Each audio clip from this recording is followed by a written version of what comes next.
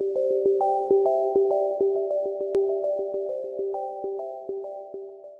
Hello. Good morning आप सभी को। Good morning. आप सभी का बहुत बहुत स्वागत है आज के इस वेबिनार में। और जैसा कि आप सबको पता ही है कि हम लोग यूडीआईडी पर, जो कि एक बहुत ही इम्पोर्टेंट डॉक्यूमेंट होता है दिव्यांगजन के लिए, उस पर एक जागरूकता का कार्यक्रम, उस पर हमारे गेस्ट आएंगे मिनिस्ट्री से, जो कि इस पर हमें जानकारी देंगे। और इसी टॉपिक पर यूडीआईडी, यूनिक डिसेबिलिटी आइडेंटिटी का जो ये सर्टिफिकेट होगा, इसी पर ही हमारा जो कंपटीशन है इसी टॉपिक पर वो आधारित है। थोड़ा सा मैं कार्यक्रम की आज की रूपरेखा आप लोगों को बताना चाहूंगी। सबसे पहले हमारे डायरेक्टर सर एनआईवीएच के वो जुड़ेंगे हमसे। फिर पवार सर का को बहुत बहुत स्वागत है पवार सर आपका। और बहुत बहुत धन्यवाद कम्युनिटी रेडियो एसोसिएशन का, जो उन्होंने आज इस नेक काम के लिए अपना हमें सहयोग दिया। क्योंकि अगर हम कहें कि दिव्यांग जन को के लिए कुछ करना है या हम समाज में परिवर्तन चाहते हैं, तो वो केवल एक एनआईवीएच के करने से नहीं आएगा या सिर्फ एक व्यक्ति के करने से नहीं आएगा। समाज का जो दिव्यांग जन का तबका है, उनको सशक्त बनाने में हमें आप सबके योगदान की जरूरत है। तो आज उसी सिलसिले में ये हमारा पहला कदम है, जिसमें कि हमारे जो सभी रेडियो साथी हैं, हम उनसे ये उम्मीद करेंगे कि वो इस काम को आगे बढ़ाने में, दिव्यांग जन को सशक्त बनाने में हमारा हमारा साथ देंगे, और ये तभी पॉसिबल हो पाएगा। तो पवार सर, बहुत बहुत धन्यवाद सर जुड़ने के लिए। पवार सर भी आज हमें एड्रेस करेंगे कार्यक्रम में। और उसके बाद हमसे जुड़ेंगे मिस्टर गौरव कुमार गुप्ता जी हैं। वो है consultant, ministry of social justice and empowerment में का एक विभाग है, department of empowerment of persons with disabilities. उसमें आप कंसल्टेंट है यूडीआईडी के। तो हमें जो जानकारी मिलेगी यूडीआईडी के बारे में, पुख्ता जानकारी उनसे मिलेगी। और गौरव जी हमें सर बताएंगे कि जब आप लोग प्रोग्राम बनाएंगे तो कौन सी वेबसाइट्स है या कौन सा ऑथेंटिक सोर्स है जहां से आप ये जानकारी यूडीआईडी के बारे में ले पाएंगे। और मुझे बहुत ही खुशी हो रही है, काफी लोग हमारे साथ, काफी रेडियो स्टेशन हमारे साथ जुड़ गए। हमारे निदेशक महोदय डॉक्टर हिमांशु दास सर भी हमारे साथ जुड़ गए। सर बहुत बहुत स्वागत है आपका। जी, तो मैं सर का स्वागत करती हूँ आज के कार्यक्रम में, और हमारे सभी रेडियो के साथियों का स्वागत है। साथ ही हमारे साथ पवार सर हैं, doctor BS Pawar, president community radio association से। और बहुत जल्दी ही हमारे साथ mister Gaurav Kumar Gupta ji, consultant UDID DPWD से जुड़ने वाले हैं। और इस कार्यक्रम के बाद ही हम लोग यूडीआईडी के जो कंपटीशन है उसके बारे में डिटेल से चर्चा करेंगे। तो over to you sir. Sir आप हिमांशु दास सर। जी सर।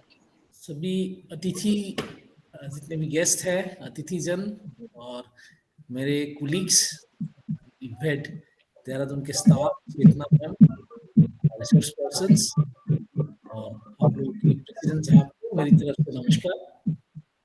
ये बहुत खुशी की मौका है कि इस प्रकार के कार्यक्रम के बारे में हमारी संस्था ने पहल ली एक, और आगे उम्मीद है कि ऐसी कार्यक्रम हमेशा होते रहेगी।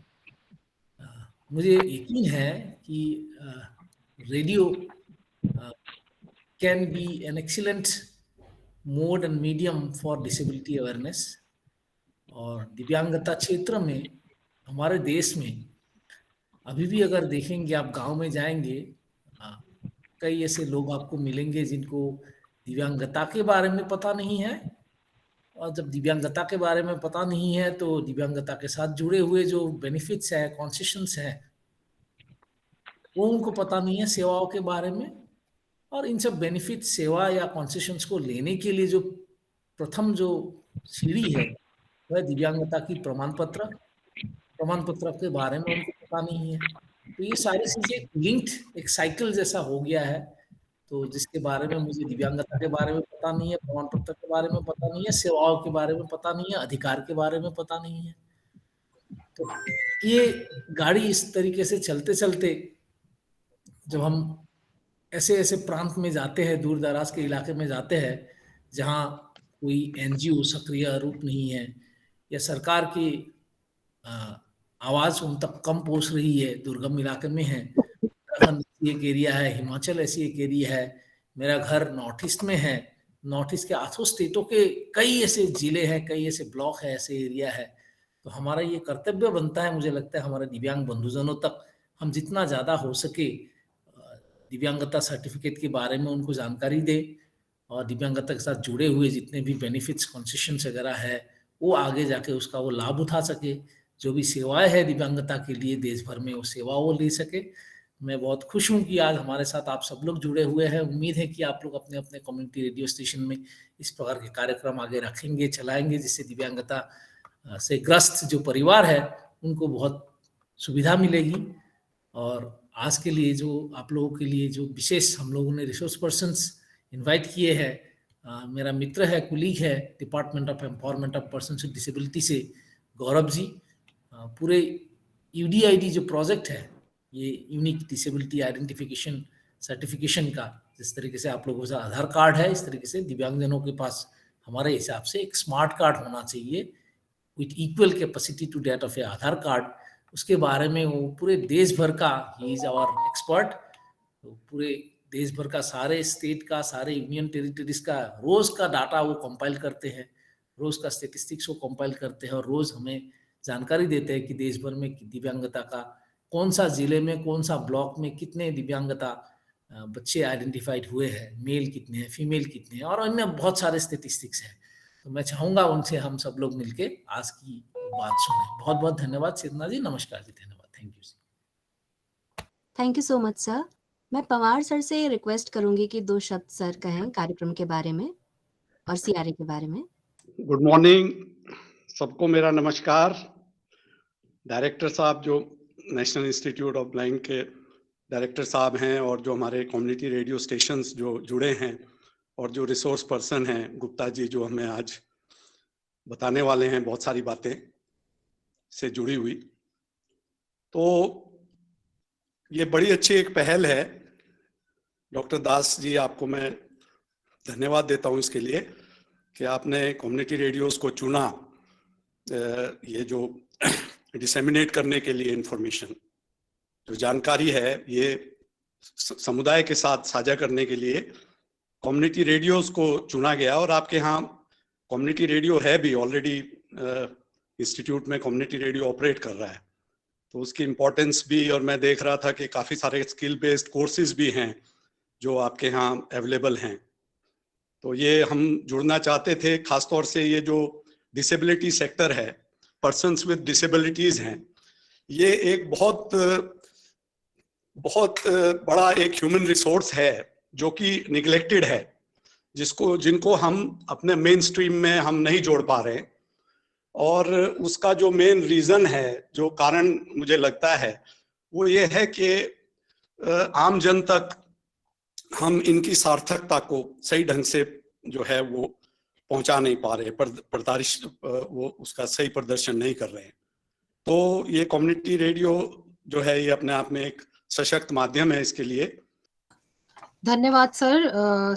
और इसके साथ ही मैं आप सबको बताना चाहूंगी कि हमारे साथ मिस्टर गौरव गुप्ता जी जुड़ गए हैं, जो कि कंसल्टेंट यूडीआईडी हैं। मैं सर का बहुत बहुत स्वागत करती हूँ, गौरव गुप्ता सर का। नमस्ते जी, नमस्कार सर। सर, बहुत बहुत स्वागत है आपका। जैसा कि हमने पहले बताया था कि हमारा जो आज का ये कार्यक्रम है, पूरा जो वेबिनार है, ये यूडीआईडी के बारे में हम एक सारे कम्युनिटी, इसमें हमारे साथ कम्युनिटी रेडियोस जुड़े हुए हैं और कम्युनिटी रेडियोस आज आपसे प्राप्त जो यूडीआईडी के बारे में जानकारी उन्हें मिलेगी। हाँ जी, टॉपिक यूडीआईडी है और बिल्कुल अब हम माइक आपकी तरफ करते हैं और सर आपका बहुत-बहुत स्वागत है इस बारे में जानकारी देने के लिए। सर। नमस्ते सभी को, मेरा नमस्कार। मैं गौरव कुमार गुप्ता मिनिस्ट्री में कंसल्टेंट हूं और unique disability ID card project, विशिष्ट दिव्यांगजन प्राण, इस प्रोजेक्ट को मैं देखता हूं। इस प्रोजेक्ट की शुरुआत 2015 से हुई थी और उसके बाद में इसका डीपीआर बना, और मेन इसका उद्देश्य था कि एक पूरे जितने भी भारतवर्ष में दिव्यांगजन हैं उनका डाटाबेस इकट्ठा किया जाए और उसको सभी को एक एक यूडीआईडी कार्ड दिया जाए। इसके साथ इस प्रोजेक्ट की स्टार्ट हुआ। उसके बाद में इस प्रोजेक्ट को जब चालू किया गया तो हमने हर एक, क्योंकि आप जानते हैं सभी स्टेट्स में और यूनाइटेड टेरिटरीज में अलग अलग वो है, मतलब मैकेनिज्म है यूडीआईडी कार्ड के सर्टिफिकेट ऑफ डिसेबिलिटी कैसे कैसे दिया जाता है। तो हमने 10 स्टेट्स में जाके इनका वो लिया, चेक किया कि कैसे काम करते हैं, दिल्ली, उत्तराखंड, हिमाचल प्रदेश, तमिलनाडु। तो फिर हमने इसको सबको एक जगह कंपाइल किया और पता चला कि कहीं कहीं प्रोसेस एक ही है, बस टर्मिनोलॉजी अलग है। कहीं जैसे सीएमओ बोलते हैं, कहीं चीफ मेडिकल हेल्थ ऑफिसर बोलते हैं, कहीं सिविल सर्जन बोलते हैं। तो उसके बेसिस पे हमने इस प्रोजेक्ट को बनाना स्टार्ट किया और 18 मई 2016 को ये जो यूडीआईडी प्रोजेक्ट है वो हमारे एनआईसी क्लाउड पे आ गया और सारे भारतवर्ष के दिव्यांगजन इस पे अप्लाई कर सकते हैं। इसका पोर्टल यूआरएल जो है वो www.savanka.gov.in है। अगर आप लिखना चाहें तो मैं इसमें मैसेज में भी लिख दूंगा, या आप सभी को पता होगा। आवाज जाने पर बोलते हैं आपके। जी, ये सभी जानकारी हम आपको जो ईमेल आईडी मेरी आवाज आ रही है क्या सर?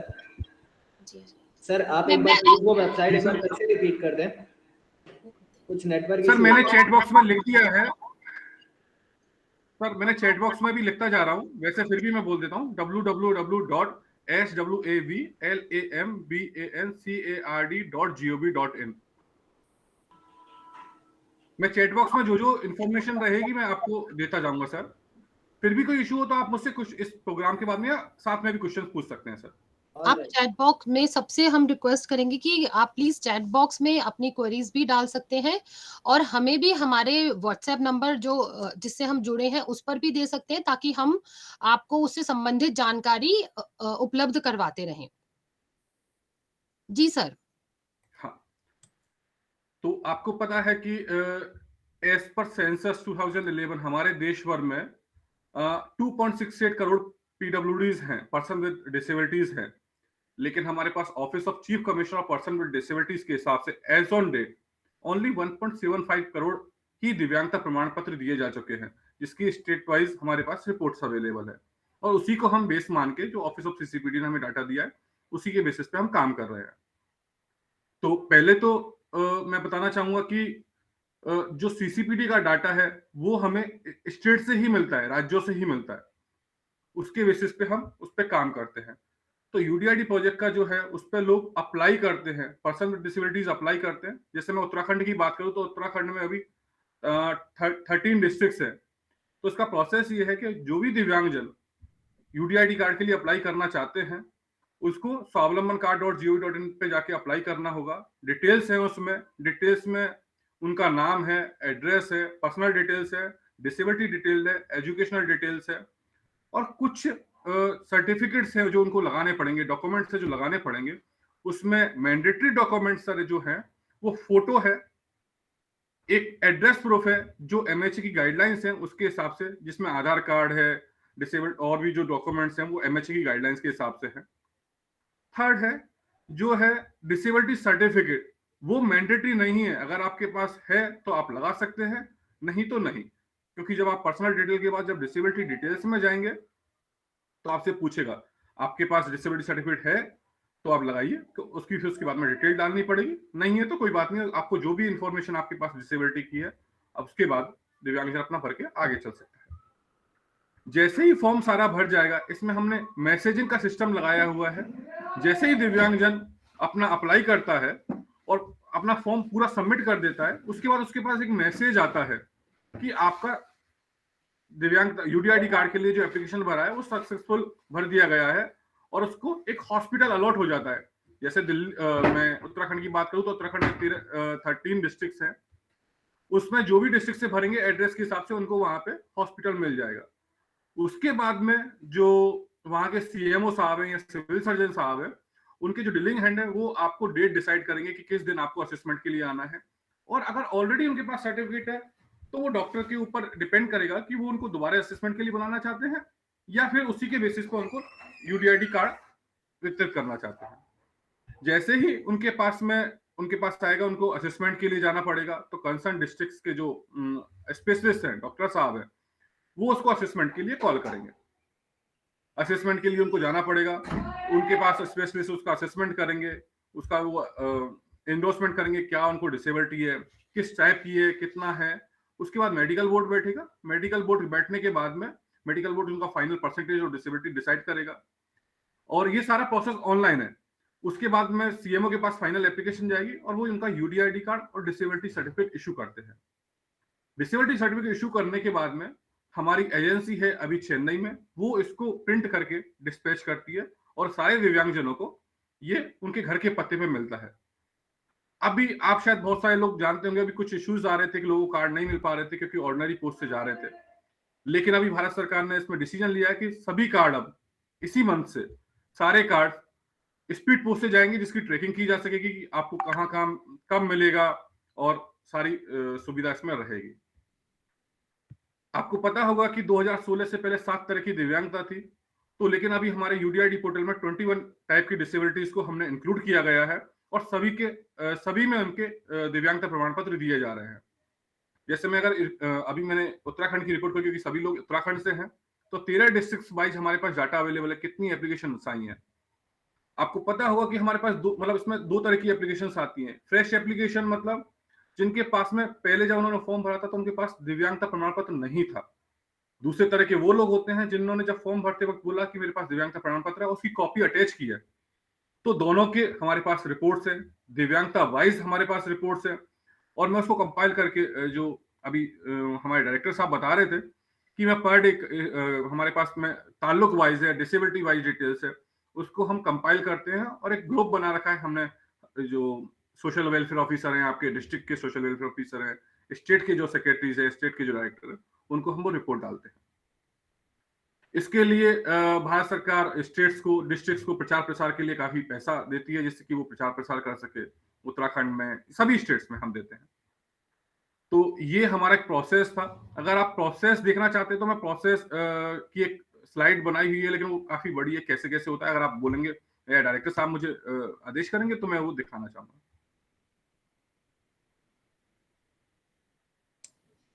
जी सर, बिल्कुल बिल्कुल सर। हाँ, एक मिनट मैम, आपको मेरी स्क्रीन दिख पा रही है? जी सर, जी दिख पा रही है सर, दिख पा रही है। ये हमारा प्रोसेस है, कैसे कैसे इसको फॉर्म भरते हैं हम। ये हम आपको देख पा रहे हैं, हमारा मेन पेज है जो होम पेज बोलते हैं, इस तरह से आपको दिखेगा। और किसी भी दिव्यांगजन को अगर इस पे अप्लाई करना है तो इस तरह का फॉर्म दिखेगा। उसको रजिस्ट्रेशन, जो रजिस्टर लिखा हुआ है वहां भी क्लिक कर सकता है, और apply for disability certificate and UDID card वहां भी अप्लाई कर सकता है। उसके बाद में उसको जब रजिस्टर करेगा, क्लिक करेगा दिव्यांगजन, तो उसको ये वाला इस तरह का दिखेगा। सबसे पहले उसको चूज रीजनल लैंग्वेज में डालना पड़ेगा। जैसे उत्तराखंड में मैंने बताया हिंदी लैंग्वेज है, तो जैसे ही हिंदी लैंग्वेज को सिलेक्ट करेंगे उसके बाद में अपना डिटेल डालना स्टार्ट करेंगे। जैसे मैंने फॉर्म भरा था उसी के स्क्रीनशॉट मैंने लगाए हैं यहाँ पे। तो पर्सनल डिटेल डालनी पड़ेगी, मदर नेम, फादर नेम, और जब आप हिंदी में देख पा रहे हैं तो इंग्लिश में नाम लिखना है और एक टैब देना है, तो ऑटोमेटिकली वो इंग्लिश टू हिंदी में कन्वर्ट हो जाएगा। जो दूसरे स्टेट्स के हैं, जैसे तमिलनाडु है, आंध्र प्रदेश है, वहां उसको रीजनल लैंग्वेज में जब उनका तेलुगु या तमिल सेलेक्ट करेंगे तो वो उनकी तमिल या तेलुगु में सेलेक्ट हो जाएगा। इसमें फादर नेम आपको भरना है, मदर नेम भरना है, डेट ऑफ बर्थ भरना है। वो सब नाम जो हिंदी में है वो ऑटोमेटिकली नाम डालेंगे और टैब देंगे तो उसमें कंसर्न लैंग्वेज में, जैसे उत्तराखंड की हिंदी है तो हिंदी में चेंजेस हो जाएंगे। उसके बाद मोबाइल नंबर डालना है। Mobile number compulsory as on date अभी नहीं किया है क्योंकि हाईएस्ट अथॉरिटी का कोई डिसीजन है, लेकिन अगर आप डालेंगे तो जितने भी आपको मैसेज के थ्रू इंफॉर्मेशन मिलेगी वो उसी के थ्रू मिलेगी। मार्क ऑफ आइडेंटिफिकेशन है, सेलेक्ट कैटेगरी है, और उसके बाद में ब्लड ग्रुप और सारी डिटेल्स डालनी है। एड्रेस प्रूफ्स है, एड्रेस प्रूफ में आप जैसे ही डिस्ट्रिक्ट, स्टेट और डिस्ट्रिक्ट सेलेक्ट करेंगे तो एप्लीकेशन कंसर्न डिस्ट्रिक्ट को चली जाएगी और वो अपने आप आपका असेसमेंट के लिए प्रोसेस चालू कर देंगे।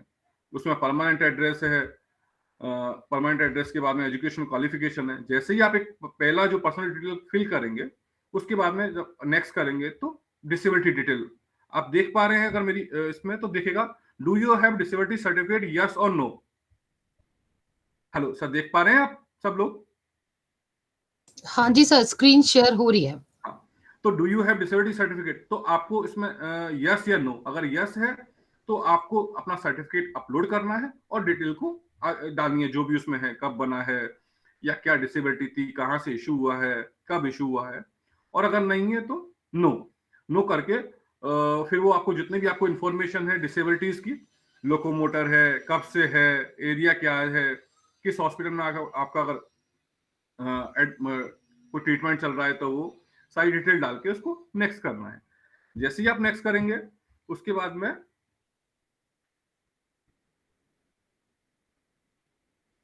इसमें मैंने दूसरा ऑप्शन भी लिया है, अगर आपके पास डिसेबिलिटी सर्टिफिकेट अगर है तो आप कैसे आगे बढ़ेंगे। तो जैसे आप देखेंगे, जैसे मैंने यस किया दूसरे ऑप्शन के लिए, तो वो आपको से पूछता है डिसेबिलिटी सर्टिफिकेट लगाइए, उसका सीरियल नंबर क्या है, डेट ऑफ इश्यूएंस क्या है, किसने इश्यू किया है, परसेंटेज ऑफ डिसेबिलिटी क्या है, डिसेबिलिटी टाइप क्या है, किस एरियाज में है, ये सारा आपको फॉर्म भरना पड़ेगा। उसके बाद जब नेक्स्ट करेंगे, दोनों केस मैंने आपको बताया, उसके बाद में वो एम्प्लॉयमेंट डिटेल पूछता है, एम्प्लॉयमेंट और नॉट एम्प्लॉयमेंट, ऑक्यूपेशनल, ऑक्यूपेशन क्या है, बीपीएल, एपीएल, इनकम क्या है। उसके बाद में फाइनल है आइडेंटिटी डिटेल। आइडेंटिटी डिटेल में आपको कौन सा आइडेंटिटी प्रूफ लगाना है। अगर आपने आधार लगाया तो कि आधार जो कार्ड है वो आइडेंटिटी प्रूफ में भी और एड्रेस प्रूफ में भी है। फिर हम आधार नंबर लेते हैं। आधार नंबर मैंडेटरी नहीं है एज पर जो आधार की गाइडलाइंस है, लेकिन अगर डालना चाहें तो, क्योंकि अभी हम प्रोसेस में है कि आधार को हम मैंडेटरी करने जा रहे हैं, तो ये लेकिन पहले की पीपीटी है तो इसलिए उसमें हमने मैंडेटरी नहीं किया है। और फाइनल सबमिशन कर देना है। जैसे ही आप प्रोसेस के लिए क्लिक करते हैं तो आपको एक प्रीव्यू दिखता है पूरे फॉर्म का कि आपने कोई डिटेल उसमें चेंज करना चाहते हैं या कोई जो भी आपको लगता है, अगर सही है तो फिर आप उसको कंफर्म एप्लीकेशन करके आगे बढ़ जाए। और फिर आपसे एक बार और वो क्वेश्चन पूछता है कि आपने जो फॉर्म भरे हैं वो एप्लीकेशन में नेम, लास्ट नेम, सरनेम, उसके फर्स्ट लेटर कैपिटल है क्या नहीं है, रीजनल लैंग्वेज में जो आपने किया है वो सब सही है या नहीं है। ऐसे टोटल 8 क्वेश्चंस आपसे पूछता है और अगर आप करते हैं ओके तो फिर एप्लीकेशन आगे बढ़ती है और फाइनली एप्लीकेशन सबमिट हो जाती है और आपको जो आपने फॉर्म भरा है उसकी एप्लीकेशन आप डाउनलोड कर सकते हैं और रिसिप्ट जिसको लेके आपको हॉस्पिटल में जाना होता है और सेम टाइम पे आपके पास एक मैसेज आता है कि आपका ये एप्लीकेशन सक्सेसफुली सबमिट हो गया है। तो ये एप्लीकेशन भरने का एक फुल प्रोसेस था। इसमें अगर किसी को कोई डाउट हो तो आप पूछ सकते हैं या मैसेज भी चैट बॉक्स में डाल सकते हैं। सर इस सेशन साथ साथ वैसे चैट बॉक्स में डाल सकते हैं और इस आपकी प्रेजेंटेशन के बाद एक आपका इंटरेक्शन सेशन है जी तो जी जिनको डाउट होगा तो वो आपसे अभी हाथ के हाथ उन प्रॉब्लम्स को अपने सॉर्ट आउट करवा पाएंगे। ठीक है मैम, ठीक है, ओके मैम। इस तरह की बाद में ये हमारे सीएमओ साहब जो हमारे डॉक्टर्स हैं उनका पैनल है, मतलब एक लॉगिन है, मैंने एक लॉगिन उसके लिए बनवाया है। तो जैसे ही वो यहाँ ओपन देखेंगे कि किस तरह से उनकी एप्लीकेशंस यहाँ पहुंची है, जिन जिन लोगों की एप्लीकेशन पहुंची है वो उसको यहाँ चेक कर पाएंगे कितनी आज मेरे पास एप्लीकेशन आई है। उनको डैशबोर्ड है, सीएमओ साहब का लॉगिन है।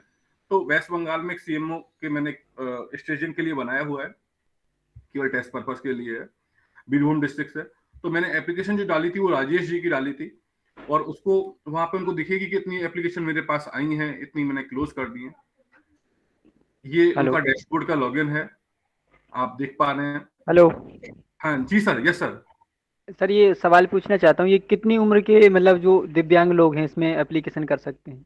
सर इसमें किसी भी उम्र के बच्चे और किसी भी मतलब 0 to लेके 100 कोई भी इसमें अप्लाई कर सकता है सर। इसमें कोई एज बार नहीं है सर। जी जी। और किसी भी प्रकार के मतलब दिव्यांग व्यक्ति कर सकते हैं, चाहे हाथ पैर या आंखों से? जो भी सर, हमारी जो नया एक्ट है 21 टाइप की जो दिव्यांगता है उसमें कोई भी दिव्यांग अपना दिव्यांगता के लिए आवेदन कर सकता है। सर कितना % दिव्यांग होना चाहिए उसमें लगभग? सर इसमें डॉक्टर साहब ही डिसाइड करेंगे कि इसमें कितना % दिव्यांगता आएगी। क्योंकि सपोज मुझे लगता है कि मुझे कोई दिव्यांगता है तो मुझे अप्लाई कर देना है, वो डॉक्टर साहब डिसाइड करेंगे कि कितनी दिव्यांगता है। जैसे सर्टिफिकेट, दिव्यांग का सर्टिफिकेट होता है उसमें 25% है या 50% के ऊपर का इसमें कर सकता है या कुछ है सर? नहीं ऐसा कुछ नहीं है ना सर, वो तो डॉक्टर साहब ही बताएंगे ना। अगर आपके पास डिसेबिलिटी सर्टिफिकेट पहले नहीं है या दिव्यांगता प्रमाण पत्र नहीं है तो आपको नहीं पता ना कि कितनी दिव्यांगता आएगी आपको। अच्छा, मतलब जैसे मेरे पास सर्टिफिकेट है दिव्यांगता का, तो जी इसमें क्या कोई रूल है कि 10% वाला ही कर सकता है या नहीं, 50% दिव्यांग सभी है? सभी दिव्यांगजन इसमें अप्लाई कर सकते हैं। जी जी, थैंक यू सर।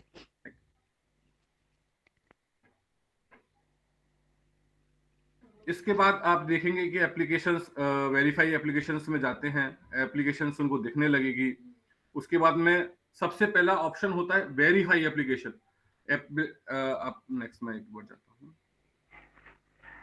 जैसे आपने देखा, याद होगा आपको, राजेश कुमार पटेल की एप्लीकेशन, राजेश मोहन पटेल की एप्लीकेशन थी, वो उनको सीएमओ साहब को दिखेगी, वो सर्च करके भी कर सकते हैं। एप्लीकेशन जब वो देखेंगे और उसमें उनका सारा डॉक्यूमेंट चेक करेंगे तो डॉक्टर साहब के पास 3 ऑप्शन होते हैं, वेरीफाई, नॉट वेरीफाई, रिजेक्टेड। तीनों का मतलब है, वेरीफाइड का मतलब है डॉक्टर साहब को लगेगा कि सारे उनके जो डीलिंग हैंड है कि एप्लीकेशन सारी तरह से सही है, सारे डॉक्यूमेंट जो अटैच किए हैं वो सभी सही है, तो वेरीफाई कर देंगे और एप्लीकेशन आगे प्रोसेस के लिए बढ़ जाएगी, असेसमेंट के लिए।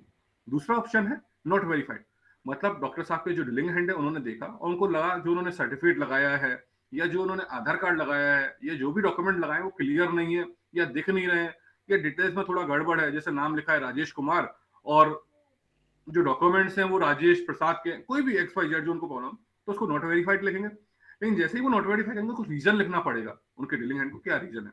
और रिजेक्टेड का मतलब एप्लीकेशन या तो उन्होंने टेस्ट पर्पस के लिए यूज की गई है या फिर बहुत सारे डिफरेंस हैं, एकदम चेंज ही अलग है, मतलब कुछ मेल फीमेल डाल दिया, फोटो कुछ गलत डाल दिया, किसी भगवान जी की डाल दिया, कोई भी एक्स वाई जेड कर दिया, तो वो एप्लीकेशन को रिजेक्ट कर देंगे। एप्लीकेशन जैसे ही रिजेक्ट हो जाएगी वहां से वो फ्लैश आउट हो जाएगी, उसको दोबारा अप्लाई करना पड़ेगा। जैसे ही वेरीफाई करते हैं तो वो दोबारा उनसे पूछता है कि आपने जो देखा है इसमें आप, क्योंकि उनके पास चेंज करने का पावर होता है कि फर्स्ट नेम और डिटेल सही भरा है क्या, रीजनल लैंग्वेज में नाम सही है, डॉक्यूमेंट जो आपने लगाए वो सारे सही हैं, इस तरह का करके वो उनको वेरीफाई कर देता है। एप्लीकेशन वेरीफाई मोड में चली जाती है और प्रोसेस के लिए रेडी हो जाती है। उसके बाद आप ये देखेंगे राजेश कुमार जो है असाइन स्पेशलिस्ट के लिए हमने अप्लाई किया, अब असाइन स्पेशलिस्ट के लिए जाएगी, तो असाइन स्पेशलिस्ट के लिए जो उनका डीलिंग हैंड है उनकी दिव्यांगता के हिसाब से उनको डॉक्टर साहब असाइन कर देंगे। तो जैसे उनका डिसेबिलिटी है लोकोमोटर हमने सिलेक्ट किया था, तो लोकोमोटर में क्योंकि डॉक्टर साहब जब स्टार्ट करते हैं यूडीआरडी प्रोजेक्ट अपने डिस्ट्रिक्ट में, तो उनके नीचे उनको सारे स्पेशलिस्ट ऐड करने पड़ते हैं, उनको मेडिकल बोर्ड बनाना पड़ता है, वो सारा प्रोसेस सभी जगह लगभग कंप्लीट हो चुका है, एक केवल वेस्ट बंगाल को छोड़ के। तो वहां उन्होंने जैसे राजेश हैं, डॉक्टर हैं, उनको असाइन कर दिया है, तो असाइन करते से स्पेशलिस्ट असाइन हो गया है। तो ये 2 तरीके का ऑप्शन है, जो डॉक्टर साहब हैं वो भी उनको कॉल कर सकते हैं मैसेज के थ्रू, मैसेज चला जाएगा कि आपको इस दिन असेसमेंट के लिए आना है, और वो ऑनलाइन भी उनके पास में ऑप्शन है कि वो असेसमेंट के लिए कॉल कर सकते हैं। तो दोनों जैसे होगा, और जो पर्सन विद डिसेबिलिटी है वो भी जाके चेक कर सकते हैं।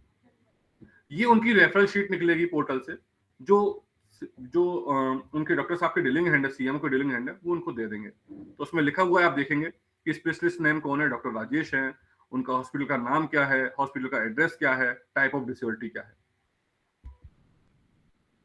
ये यहाँ पे जब डॉक्टर साहब उनका असेसमेंट कर लेंगे तो उसको इंडोर्समेंट करेंगे कि इनको क्या डिसेबिलिटी है, क्या प्रॉब्लम है, और उसके बाद में वो एप्लीकेशन लाके जो राजेश कुमार पटेल जो दिव्यांगजन है वो उनको पीडब्ल्यूडी सॉरी उनके डीलिंग हैंड को ले जाके एप्लीकेशन देंगे, वो एड असेसमेंट करेंगे, असेसमेंट क्या क्या उन्होंने डॉक्टर साहब ने लिखा है असेसमेंट करेंगे।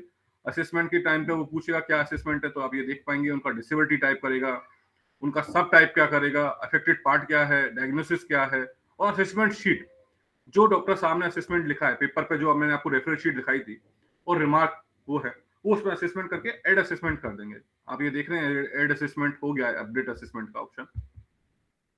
उसके बाद में आप देखेंगे असाइन मेडिकल बोर्ड करना है, व्यू मेडिकल बोर्ड, असाइन और अपडेट मेडिकल बोर्ड। उसके बाद में उनके जो बीरभूम में हमने मेडिकल बोर्ड बनाया, तो सभी जगह जो मेडिकल बोर्ड है वो अलग अलग तरीके से बनाए होते हैं, सिंगल डिसेबिलिटी के भी बनाए होते हैं, जनरल मेडिकल बोर्ड बनाया होता है, कहीं 2-3 डिसेबिलिटीज को लेके बनाया होता है, तो हमने जस्ट एक चेक के लिए बनाया तो जनरल मेडिकल बोर्ड बना दिया है।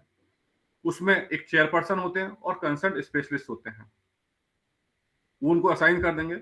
असाइन करने के बाद में जो डॉक्टर साहब जो मेडिकल बोर्ड के सामने दिव्यांगजन को जाना होगा, उनका फाइनल परसेंटेज और डिसेबिलिटी डिसाइड होगा, उनका वो उनको रेफरल में दे देंगे। फिर अपडेट असेसमेंट रिकमेंडेशन होगा, उनका रिकमेंडेशन में स्पेशलिस्ट असेसमेंट हो गया, उसके बाद मेडिकल बोर्ड का होगा। जो फाइनल परसेंटेज डिसेबिलिटी कितना है वो अपने आप वर्ड में आ जाएगा, उनका कंडीशन क्या है। अब आप एक चीज यहाँ देखने वाली बात है कि जो दिव्यांगता का जो प्रकार है तो उसमें दो तरीके से आते हैं, परमानेंट टाइप का और टेम्परेरी। परमानेंट कब आता है कि डॉक्टर साहब को लगता है कि इसका डिसेबिलिटी में कोई चेंजेस नहीं हो सकता है, जैसे मेरा हाथ कट गया है, हाथ एम्पुटेशन हो गया है, तो हाथ दोबारा नहीं आ सकता, लेकिन डॉक्टर साहब को लगता है कोई एक्सीडेंट हुआ है या जैसे आइज में प्रॉब्लम है कि वो उसकी परसेंटेज ऑफ डिसेबिलिटी बढ़ सकती है या घट सकती है। इस केसेस में वो टेम्परेरी देते हैं। तो आप देख पा रहे हैं परमानेंट और टेम्परेरी दोनों का ऑप्शन है।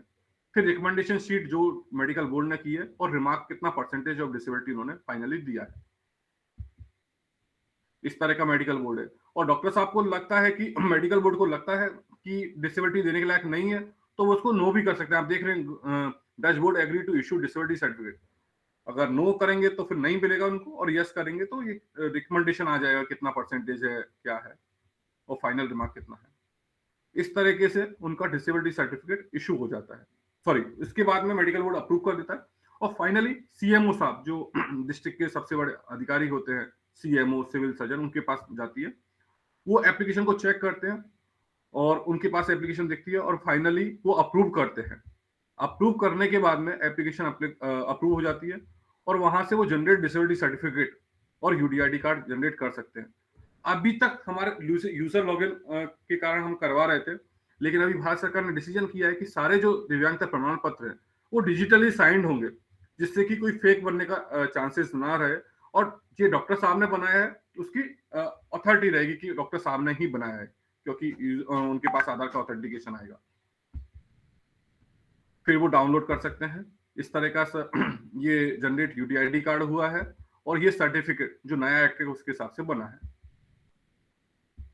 और उसके बाद में ये जो कार्ड है ये प्रिंट होने के लिए, जो हमारा यूडीआईडी कार्ड है प्रिंट होने के लिए अभी चेन्नई में हमारी एजेंसी है, उनके पास प्रिंट होने के लिए जाता है।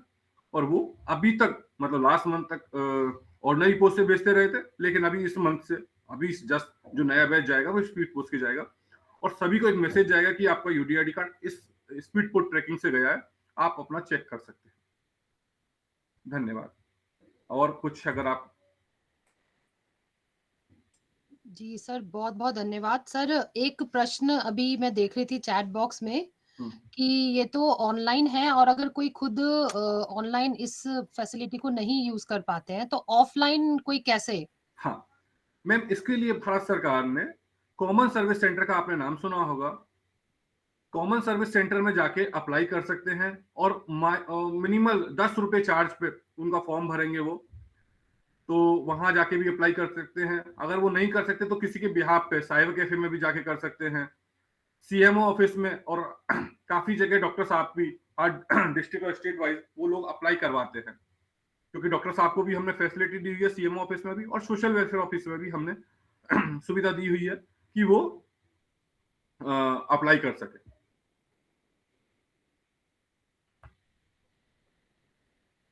और अगर जो क्वेश्चन हैं आप पूछते जाएंगे, मैं कोशिश करूंगा सभी के क्वेश्चन आंसर करने की। जी, यूडीआईडी कार्ड एक मैथ्यू मार्टिन जी ने एक सर क्वेरी की है कि can you please make the UDID website in accessible format with ISL और captions for the benefit of the deaf community. जी सर, बहुत बहुत धन्यवाद, आपने ये क्वेश्चन हमारे सामने रेज किया। अभी परसों ही हमारे सचिव महोदय ने इसके लिए बोला है अर्नेट को, और मतलब मुझे लगता है विद इन 7 डेज और 10 डेज में एक्सेसिबल, फुल्ली एक्सेसिबल हो जाएगी। और वो डीफ के लिए नहीं, सभी दिव्यांगता, चाहे वो ब्लाइंड हो चाहे वो डीफ हो, हर एक दिव्यांगजन के लिए वो 100% एक्सेसिबल वेबसाइट बन जाएगी। और हमारे सचिव महोदय जो अभी नए आए, आपको सबको पता होगा, उन्होंने इसमें भी एक बहुत सारा कि जो प्रोसेस है, अभी वैसे तो प्रोसेस बहुत सिंपल किया है, उस सिंपलेस को भी और सिंपल कराने के लिए वो कदम उठा रहे हैं। जी सर, और मुझे बताते हुए बहुत खुशी हो रही है कि हम लोगों ने भी यूडीआईडी पर एक बिल्कुल एक्सेसिबल फॉर्मेट में ऑडियो वीडियो कंटेंट तैयार किया हुआ है, तो वो भी हम हमारे जो रेडियो के जो साथी हैं उनके साथ हम शेयर करेंगे। और अब मैं ओपन करना चाहूंगी इस कॉन्वर्सेशन को, यदि कोई गौरव सर से इससे संबंधित कोई भी जानकारी और लेना चाहे तो। जी सर एक सवाल पूछना चाहते हैं, जैसे कि इस कार्ड के मुख्यतः क्या क्या लाभ हैं? हाँ सर, अभी एज ऑन डेट जो डिसेबिलिटी सर्टिफिकेट जो हमारा दिव्यांगता प्रमाण पत्र है उससे जो लाभ मिल रहे थे वही इससे लाभ मिलेंगे। लेकिन भारत सरकार अभी सभी जो लाभ हैं अभी कुछ दिनों में, क्योंकि अभी आप देख पा रहे होंगे या आप इंटरनेट पे देखते होंगे या वेबसाइट पे हमारे देखते होंगे, अभी 40% या 45% लोगों ही को ही यूडीआईडी कार्ड मिला है जी। तो आपने देखा होगा कि जो लोग दिव्यांगजन हैं जो कार खरीदना चाहते हैं, हैवी व्हीकल खरीदना चाहते हैं, उसको हमने यूडीआईडी कार्ड से लिंक कर दिया है। अगर आप कार खरीदते हैं, जो दिव्यांगजन कार खरीदेंगे उनको, आप अगर नॉर्मल लोग हैं तो हमें 28% जीएसटी देना पड़ता है, लेकिन अगर आपके पास यूडीआईडी कार्ड होगा तो उसको 10% जीएसटी में रिबेट मिलेगा जी। और कुछ कुछ राज्य सरकारों ने यूडीआईडी के बेसिस पे क्योंकि आपको पता है कि जो सुविधाएं देनी है वो राज्य सरकार का दायित्व है, तो पंजाब गवर्नमेंट ने सारे दिव्यांगजनों के लिए जितने भी सुविधाएं मिलेंगी वो यूडीआईडी कार्ड के थ्रू ही मिलेंगी।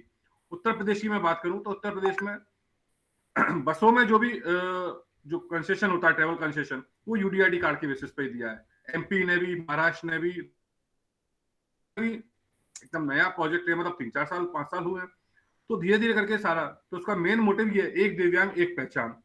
तो जितने भी दिव्यांग, और आपको पता भी होगा कि 1 जून 2021 से जितने भी जो ऑफलाइन सर्टिफिकेट बन रहे थे या मैनुअल सर्टिफिकेट बन रहे थे उनको बंद कर दिया गया है भारत सरकार के नोटिफिकेशन के तहत, और अब ऑनलाइन ही बनेंगे और वो थ्रू यूडीआईडी पोर्टल ही बनेंगे। जी जी, धन्यवाद। हेलो जी सर। सर, मैं जानना चाह रहा था, अभी हमारे यहाँ एक जो ऑफिस में है उनकी पत्नी जो है मुंह से बोल नहीं पा रही और कानों से सुनाई नहीं देता उनका, तो क्या हम उनकी अप्लाई करवा सकते हैं? यस सर, आप अप्लाई करवा सकते हैं सर। जी जी, तो इसमें दिव्यांगता में आ रही नहीं है ना उनकी श्रेणी, आ जाएगी ना सर? हाँ आ जाएगी सर। जी जी, thank you sir, thank you. Sir एक चीज कंफर्म करनी थी। हेलो जी सर। सर पूछना ये था कि जो यूनिक डिसेबिलिटी कार्ड है ये सर पहले सर्टिफिकेट जिनका बना होगा उनको ही मिल पाएगा पहले, यानी कि अगर जिनका सर्टिफिकेट भी नहीं बना है पहले? नहीं सर, मैंने आपको बताया था जब मैं प्रेजेंटेशन या जो मैंने प्रोसेस बताया था, दोनों तरह के लोग अप्लाई कर सकते हैं, जिनके पास सर्टिफिकेट है और जिनके पास नहीं है, दोनों लोग अप्लाई कर सकते हैं। जिनके पास नहीं है उनका असेसमेंट होगा, जिनके पास है उनका डॉक्टर साहब देखेंगे कि अगर बहुत पुराना सर्टिफिकेट है दोबारा असेसमेंट के लिए कॉल कर सकते हैं, अदरवाइज उसी के बेसिस पे असेसमेंट भी नहीं होगा उनको और सीधा यूडीआईडी कार्ड मिल जाएगा। अच्छा सर, एक दो सवाल और है मेरे। जी सर, पूछिए सर। एक सर, जैसे कि मान लीजिए कोई छोटा बच्चा भी कभी कभी मतलब पैदाइशी दिव्यांग ही हो जाता है सर। तो क्या वो छोटे बच्चों का या बुजुर्गों का, इसके लिए कोई एज लिमिट है? छोटा बच्चे का भी बन जाएगा, परिवार में किसी का भी, किसी भी उम्र का है उसका? सभी का, मैंने बताया था इनिशियली, 1 दिन का भी कोई बच्चा है तो वो भी अप्लाई कर सकते हैं, और कितने भी एज का बच्चा कर सकता है, मतलब कितना भी बड़ा कितना भी बुजुर्ग अप्लाई कर सकते हैं। इसमें उनका असेसमेंट होगा, डॉक्टर साहब उनका असेसमेंट करेंगे।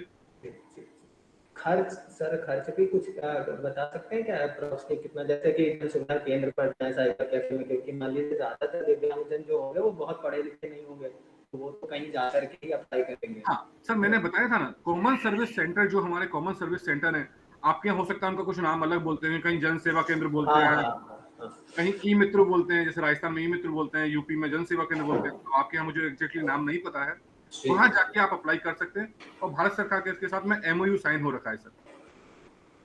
अच्छा, तो मतलब कुछ खर्च भी ज्यादा नहीं आएगा, 150 में काम हो जाएगा? वैसे तो सर वो 10 रुपए है, भारत सरकार का जो है उसमें एग्रीमेंट के हिसाब से 10 रुपए ही ले देंगे, लेकिन अब क्योंकि वो रूरल एरियाज में होते हैं और वो तो हो सकता है 10 की कुछ ज्यादा ले ले, लेकिन जी। और सर इसमें ये आने में, मतलब बनने में, प्रोसेस में कितना वक्त लगता है? सर जैसे ही डॉक्टर साहब जो सीएमओ साहब इसको अप्रूव कर देते हैं, तो विद इन 7 to 15 डेज में प्रिंटिंग एजेंसी को प्रिंट करके डिस्पैच कर देती है। तो अभी मैंने बताया था कि अभी तक क्या ऑर्डिनरी पोस्ट से जाते थे तो खोने का चांसेस था, वैसे हमारे पास 1% से कम और उससे भी कम हमारे पास कंप्लेंट्स आती थी, लेकिन उसी को देखते हुए हमने स्पीड देने का डिसाइड किया है। तो जैसे ही आपका कार्ड, जो भी दिव्यांगजन है उनका जिनका कार्ड जाएगा, उनके पास एक मैसेज आ जाएगा कि इस स्पीड पोस्ट नंबर से गया है, तो आप ट्रैक भी कर पाएंगे कि आपको इस नंबर से आया है। तो अब जैसे होता है ना, हमारे पास कोई डॉक्यूमेंट आता है, जैसे पासपोर्ट आता है या हमारा पैन कार्ड आता है, तो पता चलता है कि यहाँ पहुंच गया है, अब इतने दिन में मिल जाएगा, डिलीवरी के लिए निकल चुका है, उस तरह का। हाँ तो सर जैसे मान लीजिए इसमें कोई ईमेल आईडी की जरूरत तो नहीं होगी, जैसे कि मान लीजिए बहुत सारे होंगे दिव्यांग जिनका ईमेल आईडी नहीं होगा, जिनको फोन नहीं नहीं सर, आपने देखा था ईमेल आईडी मैंडेटरी नहीं है। पता डालेंगे पता पे ही पहुंच जाएगा। जी सर, आपने जो पता डालेंगे उसके पते पे पहुंच जाएगा। तो सभी से रिक्वेस्ट है, जैसे यहाँ पे रेडियो है तो जो भी आप अपना पब्लिसिटी करें तो एड्रेस प्रूफ, एड्रेस जो है वो प्रॉपर डालें, क्योंकि हमारे पास काफी सारी कंप्लेंट्स आती हैं जो प्रिंटर है उनके पास वापस पहुंच जाते हैं कि एड्रेस ही उसने सही नहीं भरा है। आप भी समझ पा रहे हैं सर कि जब एड्रेस नहीं भरा होगा सही तो वो वापस कार्ड आ जाएगा। उसके लिए भी हमने एक सुविधा कर रखी है, जैसे आपने देखा होगा कि जब लेटर भेजते हैं तो उसमें होता है इफ अनडिलीवर्ड, अगर आप नहीं है तो वो वापस आके, तो हमने उसमें सुविधा दी है कि जिस भी अथॉरिटी ने आपका डिसेबिलिटी सर्टिफिकेट यूडीआईडी कार्ड बनाया है उनके पास चला जाए, वो वापस हमारे पास ना आए, तो दिव्यांगजन वहां जाके भी उसको कलेक्ट कर सकते हैं। जी, अब मंदाकिनी की आवाज से मैं रिक्वेस्ट करूंगी अपना क्वेश्चन अपना रेज करें प्लीज। जी मैम, सर मेरा एक क्वेश्चन है कि हमारे श्रोता हैं जो गवर्नमेंट जॉब करते हैं, दो ऐसे दिव्यांग श्रोता हैं हमारे, तो क्या उनका यूडीआईडी कार्ड बन सकता है? मैम सभी दिव्यांगजन अप्लाई कर सकते हैं, चाहे वो गवर्नमेंट सर्विस में है, प्राइवेट सर्विस में है, सभी का बनेगा मैम। जी थैंक यू सर। जी, आरती मनचंदा जी प्लीज आप अपना क्वेश्चन रेज कीजिए। जी थैंक यू सर, बहुत डिटेल में हमें बताने के लिए यूडीआईडी के बारे में। मैं ये जानना चाहती थी, जैसा आपने बोला कि पहले 9 टाइप की डिसेबिलिटीज इसमें थी, अब वो बढ़कर 21 या उससे भी ज्यादा हो गई हैं, तो क्या मेंटल हेल्थ की जब हम सर बात करते हैं, मेंटल इलनेस जो होती हैं, उसमें किस किस तरह की डिसेबिलिटी इंक्लूड की गई है इस लिस्ट में? मैम इसमें जैसे आपने देखा होगा पहले एक मेंटल रिटार्डेशन था, उसको हटा दिया गया, मतलब उसका थोड़ा नाम चेंज कर दिया, उसको इंटेलेक्चुअल डिसेबिलिटी बोलते हैं। एक मेंटल इलनेस है, एक ऑटिज्म है, तो इस तरह की 3-4 जो दिव्यांगता है जो मेंटल इलनेस की, और भारत सरकार ने इसके लिए गजट नोटिफिकेशन 4 जनवरी 2000 को उसकी दिव्यांगता को कैसे असेस किया जाएगा वो भी भारत सरकार ने निकाल दिया है। आप चाहें तो मैं इसकी लिंक यहाँ पे शेयर करूँ। जी सर।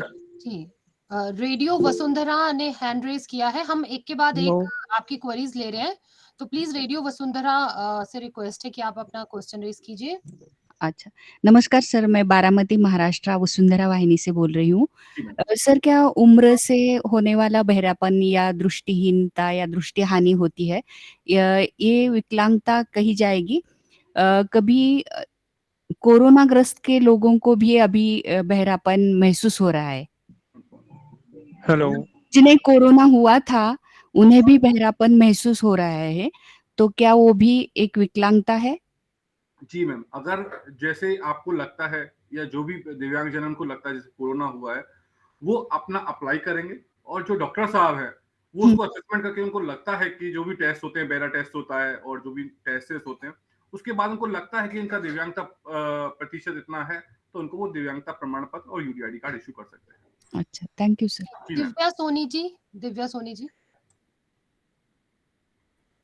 सर मैं ये जानना चाहती हूँ कि अगर किसी का यूडीआईडी कार्ड गायब हो जाता है किसी भी रीजन से, तो क्या उन्हें वापस अप्लाई करने को मिल सकता है उसी प्रोसेस से?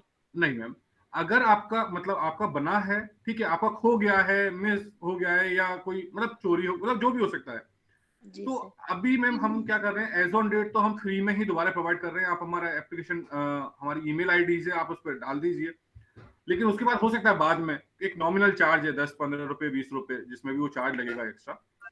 आपका अगर यूडीआईडी कार्ड आपके पास है तो वैसे तो आप जब हमारा डिजिटली साइन आ जाएगा तो उसको भी यूज कर सकते हैं, लेकिन आप ईमेल कर सकते हैं, हम आपको दोबारा भिजवा देंगे आपके एड्रेस पे। जी, और सरकार इसके लिए टाइम पे एक्सरसाइज करती रहती है, जिनकी कंप्लेंट्स आई हैं, खो गया है, हमें नहीं मिला है, जो भी रीजन है, तो 2-3-4 हजार का स्पेशल अप्रूवल लेके उनको हम दोबारा प्रिंट करा के डिस्पैच करते हैं। गौरव जी आप माइक से बहुत दूर हैं। ओवरऑल कितना खर्च आएगा लगभग? हम मैसेज कन्वे करते हैं मैम वो 10-15 रुपए 20 रुपए जो भी रहेगा चार्जेस, अभी तो फ्री है। जी, FM KGMU सर, रिक्वेस्ट है गौरव सर थोड़ा सा माइक को please come closer to the mike, थोड़ा सा। जी, FM KGMU जी। Thank you sir. पूछना ये था कि जो आपने कहा कि अप्लाई करेंगे यूडीआईडी के लिए, उसके बाद में फिर डॉक्टर असेस करेंगे, अकॉर्डिंग टू डॉक्टर असिस्टेंस उनको आगे प्रोसेस किया जाएगा, तो कौन डॉक्टर असेस करेंगे, कौन प्राइवेट या गवर्नमेंट करेंगे या फिर ये डिसाइड होगा जो फॉर्म फिलअप करवा रहे हैं भाई कौन डॉक्टर असिस्ट करेंगे, नजदीकी डॉक्टर से किसी से भी करवा सकते हैं? इसके बारे में प्लीज थोड़ा सा बताइए। और वो डॉक्टर का कोई चार्ज वार्ज भी लेंगे क्या इसके लिए? आई थिंक आपने जो क्वेश्चन में समझ में आ रहा है कि आप बोल रहे हैं कि किस तरह के डॉक्टर्स वो असिस्ट करेंगे। जी, तो सर ये जो राज्य सरकार है वो अपना एक नोटिफिकेशन निकालती हैं कि कौन डॉक्टर होंगे, कौन से हॉस्पिटल होंगे, किस किस को असाइन करेंगे, तो ये राज्य सरकारें उसको डिसाइड करती हैं। तो हर अपनी राज्य सरकारें करती हैं। जैसे बहुत सारे जो राज्य हैं उन्होंने प्राइवेट डॉक्टर को, जैसे ऑडियोलॉजिस्ट है, क्लिनिकल साइकोलॉजिस्ट है, इनकी भारत में बहुत कमी है, तो इसके लिए उन्होंने प्राइवेट को भी पैनल किया हुआ है, ऑडियोलॉजिस्ट और जो मैंने बताया था क्लिनिकल साइकोलॉजिस्ट, तो प्राइवेट को भी कर सकती है, लेकिन वो भारत जो राज्य सरकार है वो उसके लिए नोटिफिकेशन निकालेंगी सर। तो ये सर हम लोगों को पता चलेगा, क्योंकि जब हम लोगों को पता चलेगा तभी तो हम और दिव्यांग जनों तक की जानकारी पहुंचाएंगे कहाँ वो असिस्टेंट करवाएंगे। सर इसके लिए आप कंसर्न स्टेट के जो हेल्थ डिपार्टमेंट है वहां से, जैसे मेरे पास दिल्ली का नोटिफिकेशन है तो मैं वो आपको प्रोवाइड करा सकता हूँ, मतलब ये लिंक भेज दूंगा, लेकिन और दूसरे राज्यों का मेरे पास नहीं है। लेकिन फिर भी अगर डायरेक्टर साहब अगर मुझे बोलेंगे तो मैं विद इन 2 और 3 डेज में सभी के जो है, क्योंकि मैं सभी राज्यों से जुड़ा रहता हूँ, तो मैं साहब को प्रोवाइड करा दूंगा कि जैसे उत्तराखंड का है या जी। मोहन कार्की जी, मोहन कार्की। हेलो सर, मैं मोहन कार्की कुमाऊवानी रेडियो मुक्तेश्वर नैनीताल से बात कर रहा हूँ। जी सर। सर पूरा प्रक्रिया समझ में आ रही है, बहुत अच्छा लग रहा है कि हम एक विशेष विषय पर बात कर रहे हैं, लेकिन बहुत सा ये ऑनलाइन जो आवेदन करने की प्रक्रिया है वो बिल्कुल समझ में आ रही है कि 21 प्रकार की जो विकलांगताएं हैं उनको चिन्हित किया गया है, हर किसी विकलांगता के लिए आवेदन कर सकते हैं। लेकिन बहुत सारे पहाड़ का संदर्भ में अगर हम देखें तो बहुत सारी जगहों में ऑनलाइन एक्सेस नहीं है और नेट कनेक्टिविटी बहुत वो रहती है। तो ऐसे में एक तो आपने जैसे बीच में अपनी बात में बताया कि CSC सेंटर से भी आप आवेदन कर सकते हैं। इसके अलावा क्या कोई ऐसी एजेंसी डिस्ट्रिक्ट लेवल पे या ब्लॉक लेवल पे या मंडल लेवल पे हैं जो कि विशेषकर इसी काम के लिए ऑथराइज्ड हैं, ताकि अगर हम CSC सेंटर में ना बन पाए ये काम तो हम किसी को संपर्क कर सकते हैं? हाँ सर, वैसे तो जो दिव्यांग जो डिपार्टमेंट है, डिस्ट्रिक्ट सोशल वेलफेयर जो बोलते हैं, काफी बार वो कैंप लगाते हैं केवल असेसमेंट के लिए। जैसे आपने बताया था कि पहाड़ों में नेटवर्क की फैसिलिटी नहीं होती है, हमारे पोर्टल को इस तरह से भी बनाया हुआ है कि आप हैं या कोई अधिकारीगण चाहते हैं कि कैंप लगे और वहाँ लोगों को एटलीस्ट एप्लीकेशन कलेक्ट किया जा सके, उसके लिए जो उनके जो डेटा एंट्री ऑपरेटर है या जो भी उनके डीलिंग हैंड है, हमारे सिस्टम में एक ऐसा सिस्टम बना सकते हैं कि उसमें दिखेगा उनको ऐसा कि जैसे ऑनलाइन भरा गया है, लेकिन वो डेस्कटॉप यूजर बोलते हैं उसको। तो वहां जहाँ पे नहीं है नेट की फैसिलिटी, वहां जाके वो फॉर्म भरेंगे तो ऐसा लगेगा जैसे फॉर्म भरा गया है और ऑनलाइन ही भरा गया है, लेकिन वो ऑफलाइन रहेगा। वो फॉर्म भरते जाएंगे, 100, 50, 200 एप्लीकेशन जितनी भी है वो आनी है आ जाएंगी, और जैसे ही वो नेट की कनेक्टिविटी में आएंगे और वो सारी एप्लीकेशन ऑनलाइन फ्रेश आउट हो जाएंगे। Okay okay okay okay, thank you sir, thank you. जो डिपार्टमेंट है डिस्ट्रिक्ट दिव्यांग जनता डिपार्टमेंट, वो इसको टेक केयर करता है। और उत्तराखंड की मैं बात करूं तो उन्होंने लास्ट आई थिंक फरवरी मार्च में कैंप लगाए थे और काफी मिशन मोड पे काम किया था। ओके जी। मेरी सबसे रिक्वेस्ट है कि कृपया अपना क्वेश्चन पूछने से पहले अपने रेडियो का बारे में जरूर थोड़ा सा इंट्रोड्यूस करें, कि आप कहाँ से बोल रहे हो, कौन सा रेडियो है। और अभी मैं RJ हुसैन जैदी जी से रिक्वेस्ट करूंगी कि अपना क्वेश्चन करें। Hello, good morning ma'am, good morning sir. Good morning sir. मैं IMG रेडियो मेरठ से बात कर रहा हूँ, हुसैन मेरा नाम है सर। मुझे 2 क्वेश्चंस पूछने थे। एक तो सर जो निजी जन सेवा केंद्र होते हैं, क्या वहाँ पे भी जाके जो दिव्यांग जन है वो UDID कार्ड के लिए अप्लाई कर सकते हैं? हाँ सर, जो निजी जो सेवा केंद्र होते हैं जो आप बता रहे हैं, जैसे आप मेरठ हैं, आप मेरठ से, तो हाँ जन सेवा केंद्र बोलते हैं जी, तो वहां जाके अप्लाई कर सकते हैं सर। ओके। और दूसरा सवाल सर, जो CMO ऑफिस है हमारा, जो स्वास्थ्य विभाग है, क्या वहाँ पे भी डायरेक्ट जाके अप्लाई कर सकते हैं दिव्यांग जन? सर वो डिपेंड करेगा डॉक्टर साहब के ऊपर। वैसे हमने फैसिलिटी दी हुई है, सोशल वेलफेयर ऑफिसर में भी दी हुई है और उनके लॉगिन में भी दी है, वहां जाके वो एप्लीकेशन ले सकते हैं। ओके मैम, एक सवाल मेरा आपसे है। जी जी जी मैम, जैसे कि आपने कहा कि आप प्रोग्राम ऑडियो और वीडियो में शेयर करेंगे, तो वो कब तक और किस तरह से आप शेयर करेंगे हम लोगों के साथ, ताकि हम भी उस तरह से प्रोग्राम बना सकें? बिल्कुल, आपने बहुत अच्छा प्रश्न किया है। इसके लिए आपको बस थोड़ा-सा इंतज़ार और करना है। सिर्फ़ इस सर के गौरव गुप्ता सर के सेशन के बाद फिर हमने अपने इस कॉम्पिटिशन के बारे में ही हम बात करेंगे। Okay, thank you so much, thank जी, यू। और अभी रामपाल पाल जी हैं, वो भी अपना कोई प्रश्न करना चाहते हैं। जी, रामपाल पाल जी। जी सर, मैं किसान वाणी डीग रेडियो स्टेशन से बोल रहा हूँ, राजस्थान से। जी सर। तो मेरा एक सवाल ये जो स्कीम है सभी राज्यों के लिए है सर, क्या ये? सभी राज्यों के लिए सर। जी, और दूसरा सवाल ये है, जो आपने अभी अपनी प्रेजेंटेशन में बताया, तो इसमें मेरे हिसाब से 2 मेथड बताए हैं। एक तो मतलब जिनके सर्टिफिकेट बने हुए हैं वो भी इसमें अप्लाई कर सकते हैं, और शायद जिनके नहीं बने हैं वो भी इसमें अप्लाई कर सकते हैं। सर तो जिनके जैसे एप्लीकेशन नहीं बने हुए तो फिर उनका मतलब एप्लीकेशन रुक जाएगा कि बीच में, जब तक उनका अप्रूव नहीं होगा क्या? सॉरी सर, क्या बोला आपने ये क्वेश्चन? जैसे कि मेरा सर्टिफिकेट नहीं बना है विकलांगता का, जी जी। ठीक है, तो पहले मैं जब अप्लाई करूंगा तो क्या जो इस स्कीम के लिए, तो जब तक मेरा पास नहीं होगा विकलांगता का नहीं, सर्टिफिकेट। सर इसमें मैं आपको बताना चाहता हूँ कि जब आपकी, क्योंकि मैंने आपको बताया था 2 तरह की एप्लीकेशन होती हैं, जिनके पास सर्टिफिकेट है और जिनके पास नहीं है। जिनके पास है, जिनके पास नहीं है, उनका असेसमेंट होगा, प्रोसेस से जाएंगे और असेसमेंट होगा, उसके बाद में उनको यूडीआईडी कार्ड और दिव्यांगता प्रमाण पत्र दोनों ही मिल जाएंगे।